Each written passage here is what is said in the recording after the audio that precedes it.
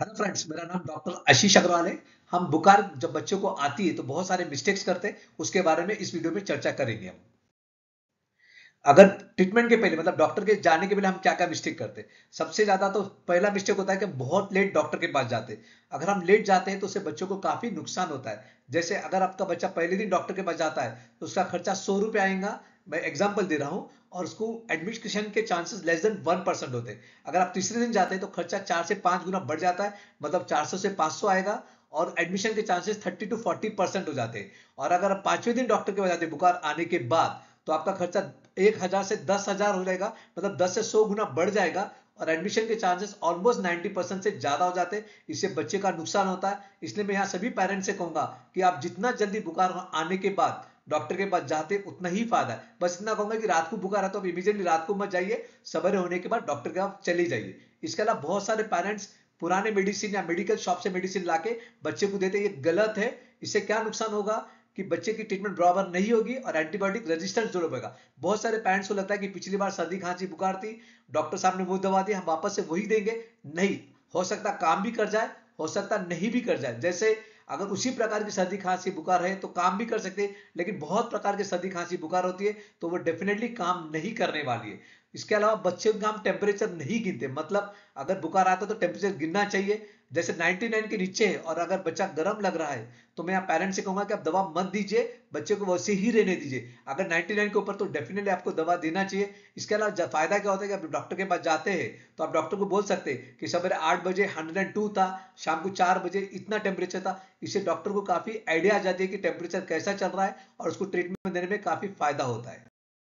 इसके अलावा ड्रग्स क्या क्या है बुखार के लिए। सबसे अच्छा ड्रग है, सर से लेकर पैर तक पहुंचना चाहिए। जब भी बच्चा गर्म हो जाता है सर से लेकर पैर तक अच्छे से उसको पहुंच के निकालिए। ये सबसे अच्छा ड्रग होता है। इसके अलावा पैरासीटामोल आप डेफिनेटली दे सकते हैं, डॉक्टर से लिखा के ले लीजिए और उसका डोज भी आप समझ के ले लीजिए। अगर कभी कभी पैरासीटामोल से बुखार नहीं कम होता है और स्पंजिंग करने के बाद नहीं कम होता है तो आपको दूसरा ड्रग मेफेनिक एसिड या ब्रूफेन आपको देना चाहिए। और ये भी आप अपने डॉक्टर से डोज लिखा के लिए। बहुत सारे डॉक्टर्स या बहुत सारे मेडिकल पे आपको कॉम्बिनेशन ड्रग मिलते हैं, जैसे पैरासीटामोल मेफेनिक एसिड या पैरासीटामोल ब्रूफेन। इसको अवॉइड करना चाहिए। क्यों अवॉइड करना चाहिए? अगर सिर्फ पैरासीटामोल से बुखार उतर रही है तो आपको जरूरत नहीं होते हुए भी मेफेनिक एसिड या ब्रूफेन आप अपने बच्चों की बॉडी में पुश कर रहे हैं, इसलिए उसको 1 घंटे के गैप से देना चाहिए अगर नहीं कंट्रोल आ रहा तो।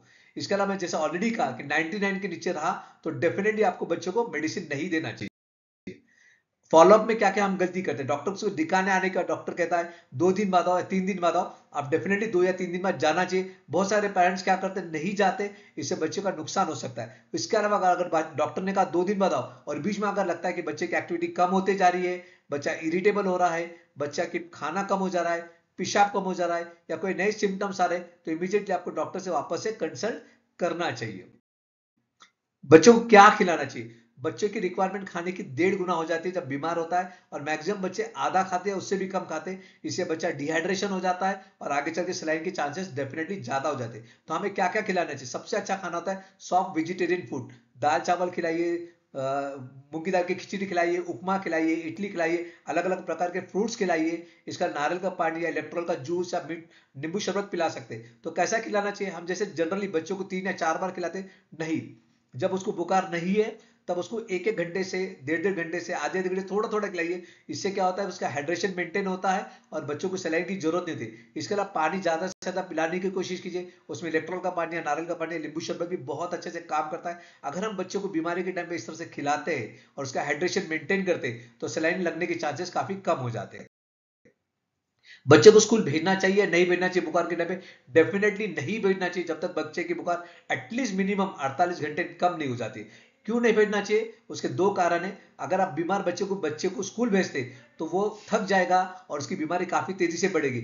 और इसके अलावा अगर बीमार बच्चे को हम स्कूल भेजते तो बहुत ज्यादा चांसेस है कि वो दूसरे बच्चों को बीमार करके आ जाएगा और इससे हमारा भी फायदा नहीं है और उनके पेरेंट्स का भी नुकसान होता है, जो बच्चा आपके बच्चे के से बीमार पड़ गया।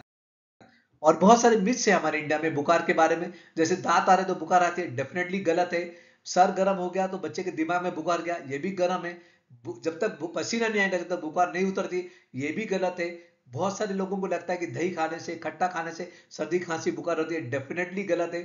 बहुत सारे लोग जब जॉन्डिस या बुखार हो जाता है तो डॉक्टर के पास जाके अलग अलग छोटे छोटे खेड़ों में जाके दवा लेके आते हैं। ये सब बोगस है, इसको प्लीज प्लीज विश्वास मत कीजिए। बहुत सारे लोग तांत्रिक के पास जाते हैं, पानी लेके आते हैं, धागा लेके आते हैं। इस तरह की चीजों में आपको डेफिनेटली नहीं पड़ना चाहिए। मेरे अलग अलग वेबसाइट से, अलग अलग सोशल मीडिया प्लेटफॉर्म है, आप इसको ज्वाइन कर सकते हैं। क्योंकि आपको अगर इस विषय पे आप पुराने वीडियोस या पुरानी चीज देखना है तो ज्वाइन कीजिए। और बहुत सारी चीजें हमने ऑलरेडी बना के डाली, आप देख सकते हैं। इससे बच्चों की एजुकेशन, बच्चे की पेरेंटिंग, बच्चों के अलग अलग बीमारी के बारे में आपको जानकारी मिल सकती है। अगर इस विषय पे आपको कुछ पूछना है तो ये खाली दिए मोबाइल नंबर पे आप प्लीज प्लीज पूछे।